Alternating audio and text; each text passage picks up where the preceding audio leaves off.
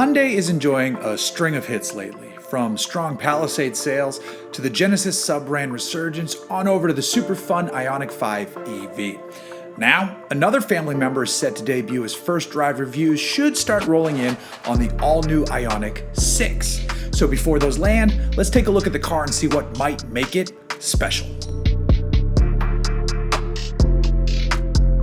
Hyundai is calling this thing an Electric Streamliner, and it's clear what the automaker is talking about here. That shape definitely evolved in a wind tunnel and in virtual aero testing programs. The result is an electric sedan with a drag coefficient of just 0.21. That is a heck of a number, since the lowest figure for any production car ever was 0.19, and that would be courtesy of the GM EV1 and the Volkswagen XL1. Not exactly high volume cars. Mercedes has the EQS with 0.2, and Tesla Model S and Lucid Air also land at 0.21, so the Ioniq 6 is an impressive company for sure.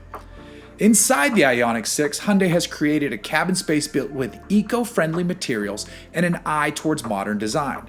There's a 12-inch touchscreen atop the center stack that flows right into the 12-inch digital display cluster. The driver can adjust the internal lighting color of the car across 64 different colors or 6 dual color themes. More importantly though, Hyundai says its E-Global modular platform allows the Ioniq 6 to have plenty of space for both front and rear passengers with a nice, totally flat floor area. The Ioniq 6 power system is built atop an 800-volt architecture. This means super fast charging relative to today's standards.